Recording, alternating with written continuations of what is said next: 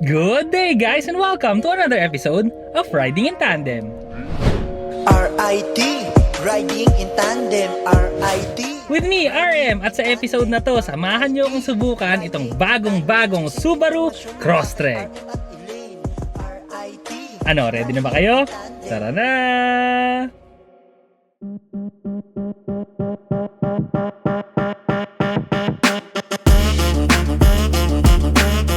Ang makina nito ay 2.0-liter petrol direct fuel injection 4-cylinder double overhead cam 16-valve boxer engine.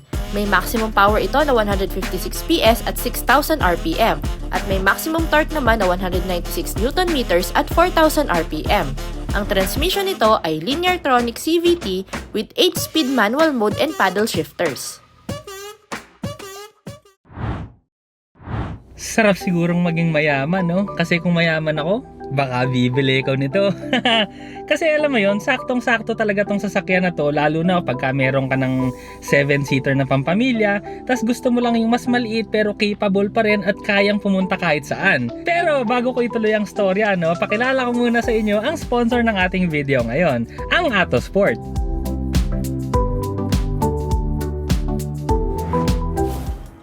Ito ang Autosport,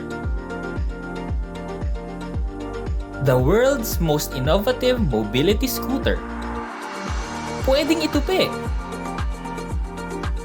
pwedeng hilahin, pwedeng paghiwalayin. May leather seats at grips.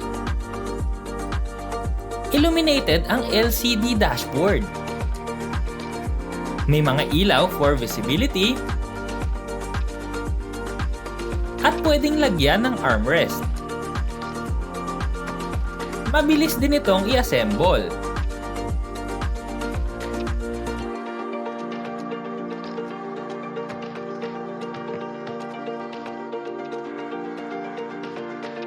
May maximum speed na 10 km/h.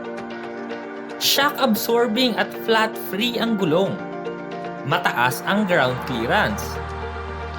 Naka-disc brakes. Pwede rin itong dalhin for land, sea, and air travel.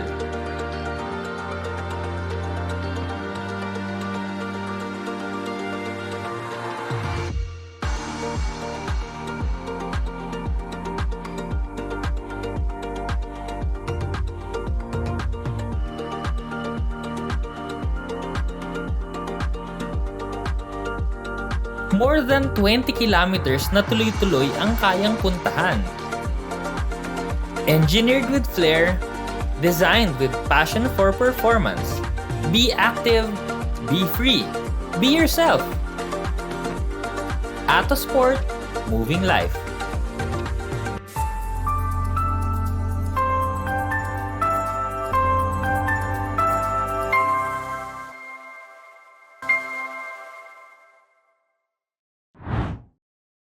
Sa unahan, kilalang-kilala mo kaagad na Subaru to. Sa headlights pa lang at saka sa grills. Kasi yun yung signature look ng Subaru eh. Pero ito, mas pinatalim kasi nga bagong modelo, Crosstrek. Naka-projector na yung headlights nito, tas meron ding DRLs. Meron din tong fog lights pero sa gabi nag-a-act siya as auxiliary lights din kasi kunwari lumiko ka sa kaliwa, umiilaw din yung kaliwang fog lights. Tas pagka lumiko ka naman pa kanan, yung kanan naman na fog lights yung iilaw. So, mas makakita ka ng maganda sa gabi kahit liku-liko yung kalsada. Meron ding camera sa unahan at matte body moldings. Pero ito ha, hindi to nagkukunwari. Kasi capable talaga to dahil nga naka all-wheel drive to. Pwedeng-pwede to sa rough roads. Sa sides naman, unahin natin yung ibabaw, no? Meron tong roof rails. Ito nga, sa modelong to, ginamit na nga nila. Naglagay na ng accessory sa ibabaw. Sobrang flexible din yan kasi kahit anong maisipan mo, pwede mo nang ikabit yan dyan. Kahit tent pa yan or kahit anong gear pang overlanding. Compact lang din yung size nito. Kaya kung sa city, madaling gamitin, madali ring i-park. Meron din tong matte body molding sa gilid. Sa side mirrors, meron siyang signal lights at camera. Ang size ng gulong, 225, 55, or 18. Saktong-sakto nga lang yung 18-inch rims dito, parang sinukat. Ang arte-arte naman nito sa likuran kasi yung taillights niya yung nagdala. Parang ang laki-laki niya pero slim at merong shape. Shark's fin ang antena, meron tong third brake light, defogger, wiper, parking sensors, pati rear camera. Yung bumper pa niya sa likod, puro mga matte body moldings. Dipindot yung tailgate. So, pag pinindot mo, aangat na siya ng kusa. Pag bukas, yung space nito actually, kung 4 lang kayo sa pamilya, maluwag na to. Meron din tong removable na cover. Tapos sa ilalim, meron siyang spare tire. Yun nga lang, mas makitid kesa dun sa mga ibang gulong. Ang space naman dito sa second row, no, surprising. Kasi pag nasa labas ka, compact lang siya eh. Hindi naman siya malaki. Pero pagpasok mo, no, yung space ko sa tuhod, 2 fist. Tapos yung headroom ko naman, mga 4 na daliri. May 2 USB pa dito, isang Type-C tsaka isang Type-A. Merong ISOFIX tethers, center armrest na merong 2 cup holders, syempre 3 rin yung seatbelt. Magkabilang pintuan, merong bottle holder at compartment, tapos sa passenger side naman, meron siyang seat back pockets. Dito naman sa unahan, meron siyang sunroof, tapos ang pinaka-paborito ko dito yung manibela.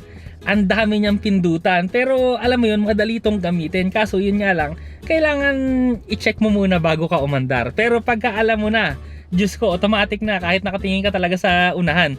Kasi naka-compartmentalize siya, no? Sa right side nandito yung controls para sa adaptive cruise control at saka yung sa driving modes, yung sport tsaka intelligent. Sa left side naman nandito lahat ng controls para sa infotainment system at saka hands-free function. Sa likod naman meron siyang paddle shifter, syempre isang minus tsaka isang plus. Leather wrap din to at ang itsura parang pang racing. Analog naman karamihan ng instrument cluster, yung left side tachometer, yung right side speedometer, pero may konting screen sa bandang gitna. Pero kung gusto mo ng screen, no, ang infotainment system naman, grabe, sobrang laki. Mas malaki pa yata ito sa tablet ng anak ko. Anyway, nandito rin yung mga modes, aircon, tapos yung aircon system, lahat nandyan na. Pero meron pa rin mga physical button. So kagaya dito sa left side, nandun yung volume, sa right side yung tuning, tapos yung sa aircon naman, yung mas pangpalamig tsaka yung pampainit, may pindutan din magkabila kasi nga dual climate control to. Sa ilalim naman, no, meron siyang auxiliary, tapos 2 USB ulit, isang Type-C at saka Type-A. Meron din ditong wireless charging. Ang shifter, regular shifter lang, so meron siyang park reverse neutral drive tsaka manual mode. Electronic na rin yung parking brake, tapos sa gilid nito yung importanteng option, no, ito yung 360 view. So ang laki ng screen, magagamit mo to pagka nagmamaneuver ka ng sasakyan sa mga parking lot. So kitang-kita mo lahat ng gilid. May 2 cup holders din dito at saka isang power supply. Ang armrest napakalaki at sa loob malaki din. Simple lang yung layout ng dashboard dito, no? Actually, all black lang siya, no? May konting silver, piano black finish yung infotainment system, pero simple lang, alam mo yun, yung at home ka kaagad. Pero yung feeling, yun yung maganda, no? Kasi kagaya nito, yung upuan, may bolstering pero malambot, yung siko mo, yung gilid, malambot, yung center armrest, malambot. So, komportableng sumakay dito. Kamusta naman kayang i-drive to? Tara, subukan na natin!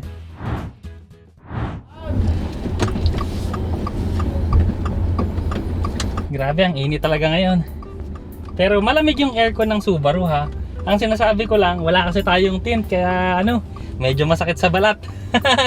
Kaya kung ganyan din ang problema mo, no, yung sakit ng init ng araw sa balat, magpakabit ka na ng nano ceramic film, ang Ceramax Philippines. Ceramax Nano Ceramic Film, nandito na ang details sa baba. At special shoutout din natin mga katropa natin, no, mga katandem din natin dyan sa Subaru Cavite. Hi mga katandem, kapag kailangan nyo po ng Subaru vehicles, pumunta lamang po sa Subaru Cavite. Alam niyo yung isa sa mga paborito ko sa Subaru na hindi ko palaging nasasabi pala kasi nakakalimutan ko, no? Yung cold start na tunog ng makina ng Subaru, ang ganda. Sa normal driving muna tayo, no? Kanina paglabas ko ng subdivision, syempre may mga liko-liko. So yung pagliko ko nito, no, malambot yung manibela. Pero sobrang precise din kasi pag umaandar kang ganito, no, konting turn mo lang, no, mararamdaman mo kaagad nagshi-shift na talaga yung sasakyan, nagshi-shift ng direction. So steering pasado, engine power naman, so may power ka pang overtake.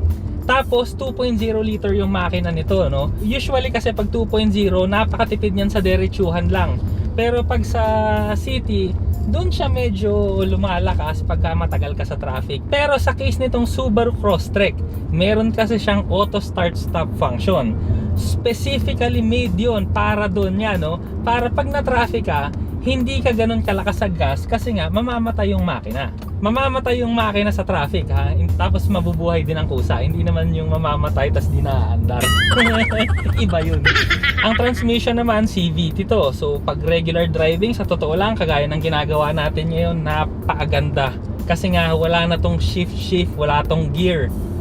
So tuloy-tuloy ka lang, maandar ka lang. Tapos minsan niya pagka napadiin yung tapak mo ng gasolina, no, hindi mo mararamdaman kasi sobrang swabe lang, pabilis ka ng pabilis. Pagtingin mo, oy, 80 ka na pala. Dito lang yan sa mga regular na kalsada pag walang sasakyan sa unahan. Braking, very good din ang feel. So konting tapak mo, hindi siya pumapako ha, pero malakas. Pag diniinan mo, makukuha mo yung gusto mo. Ang suspension, komportable. Pwedeng pwede to kahit pang malayuan. Pero sa regular driving, di ba yun lahat, no? Pero ito yung mga kakaiba dito sa sasakyan na to sa ibang sasakyan. So unang-una na dyan, yung makina. Sinabi ko kanina, di ba, sapat yung power. Pero ang kinaiba kasi ng makina nito dahil nga boxer engine, yun nga, yung cold start. At saka ang kinaganda nito, no, lower yung center of gravity. Kasi pag tinignan mo nga yung hood nito, binuksan mo, no, ang baba talaga ng makina niya dun sa katawan. Ang ibig sabihin lang niyan, no, crossover to, pero pag niliko-liko mo, para talaga siyang kotse. Kasi nga, stable na stable yung feeling. Tapos yung goma pa niya, no, naka 225. So medyo makapal siya. Maganda rin yung kapit nung nakakabit dito na goma. So maganda to sa cornering dahil sa makina, ang kulit, no. Anyway, ganun mababa kasi yan, isa natin ang ligo ng konti.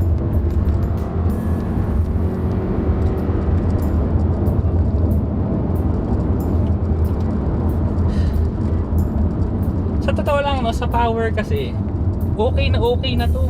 Kaya kung gusto mo talaga ng ano, parang kotse lang yung minamaneho mo pero mas mataas yung ground clearance mo, isa rin to sa mga choices, no?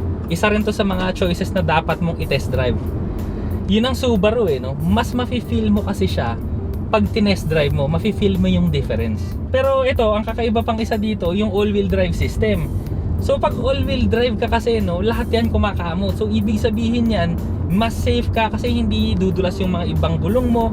So ito na lang, no, based on experience. Pag all-wheel drive talaga ang sasakyan mo, lalo na pagka mga uphill, yung matitinding uphill, no, kahit pa naka 4-wheel drive yung iba, better pa rin to. Kasi ito, umaandar na talaga lahat ng gulong. Kaya kung mapapansin mo sa ibang uphill sa Baguio na may mga liko, nagsusqueak yung mga gulong ng mga ibang pick-up, ng ibang SUV. Kasi nga mabigat sila, tapos dalawang gulong lang yung kumakamot. Pero ito kasi, 4 yung kumakamot. So ibig sabihin, no, lahat yan sabay-sabay na di-distribute. Lahat ng traction makukuha mo sa acceleration or yun nga, sa use na yun, yung pag-akyat, lahat ng traction makukuha mo ng 4 na gulong. Hindi kagaya ng iba na 2 lang. So sinasabi naman ng iba, bakit 4-wheel drive naman to? So may difference pa rin kasi tong all-wheel drive kesa doon sa 4-wheel drive. Kasi yung 4-wheel drive kasi, kailangan i-shift mo pa siya ng 4 high para umandar siya. So good yun kung kunwari nasa isip mo na gamitin mo yung 4 high, pero ito kasi hindi ka na mag-iisip Tapos yung iba kasi, hindi pa sila shift on the fly. So swerte ka kung shift on the fly, tapos yung speed mo umabot dun sa speed na pwede. So kung wala, edi hindi rin. So i-check nyo na lang yung mga ano kasi iba-ibang 4-wheel drive system, iba-iba. Ang dami talagang special dito sa Subaru no. Isa pa yung EyeSight 4.0. So ibig sabihin lang no, dumaan na siya sa 3.0 kaya 4.0. Pero hindi, syempre kaya nga ganun kasi much improved na siya. So ano ba yung EyeSight? So yun yung mga safety systems, no. Yun yung may mga lane change warning, merong mga autonomous emergency braking, blind side na alert. So marami yun, no? Pero ang pinaka-importante kasi refined na yon, pero ngayon kasing 4.0, no, lumiliko na ng kusa ang sasakyan sa kurbada. Basta maliwanag yung mga linya, no, kagaya ng mga expressway. So ito, gamitin ko na nga ngayon ang ating adaptive cruise control. Set ko ng 60 dahil maximum speed naman dito ay 60 km/h. So ngayon, kusa na siyang umaandar at hindi na ako nagagas at hindi na ako namembreno. Ang isa pa na special dito sa Subaru, no, meron silang traffic jam assist. So ibig sabihin lang no, kahit traffic pwede mo siyang gamitin. Kahit low speed, kahit tumigil, tas umandar ulit, pwede pa rin siya. So ngayon naman, no, ito, lumiliko na nga ng kusa yung manibela natin. Kurbada tayo ngayon at ang kamay ko ay ito. Don't try this at home. Tapos sasabihin niya, keep hands on the steering wheel. Sabihin niya kasi syempre, no, Hindi naman to autonomous driving na car, no? So hindi siya kusang aandar talaga. Pero sinasabi ko lang na kaya niyang gawin. Pero syempre, wag tayong masyadong aasa doon kasi ang safety ng sasakyan nasa driver pa rin talaga.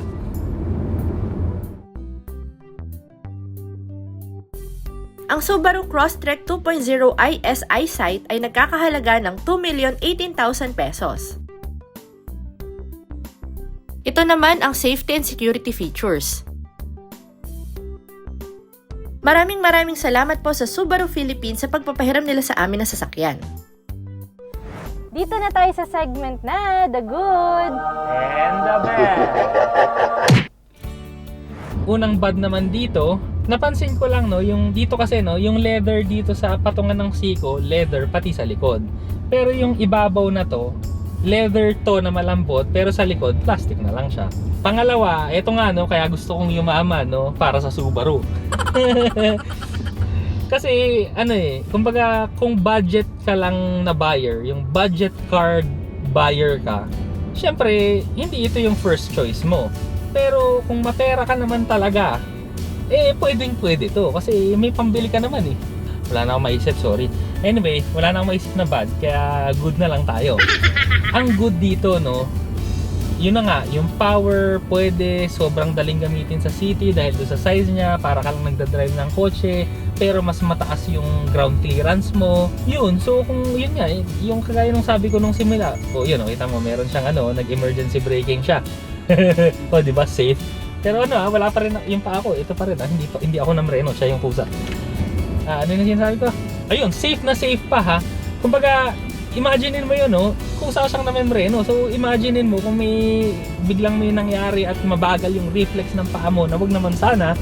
Pero alam mo yun, pag tumatanda tayo, minsan ganun. Pero ito, hihinto ng kusa. Kagaya nga nung sinabi ko kanina, no? Kung kailangan mo ng second car, tapos meron ka namang 7-seater or van or kung ano man, ito, napakagandang option ito. Ayun, lumiligo ng kusa. Anyway, nag-i-enjoy na ako sa pagdadrive na to, no? Verdict ko lang, uulitin ko lang ulit yun. Kung gusto mo ng halos kusa ng nagmamanehong sasakyan na compact, madaling gamitin sa city, at halos nagdadrive na ng kusa at maporma, at ito pa pala yung advantage niya, no? Hindi maraming tao ang naka-Subaru kasi social siya. Kasi nga, syempre medyo may presyo. Pero yun nga, no? Parang meron siyang exclusivity. Anyway, yun na nga yun, no? Maraming salamat sa panonood. Sana nag-enjoy kayo sa video na to. Next video na! RIT, riding in tandem. RIT, riding in tandem. RIT, riding in tandem. Siksik na impormasyon mula kay RM at Elaine. RIT, riding in tandem. RIT, riding in tandem.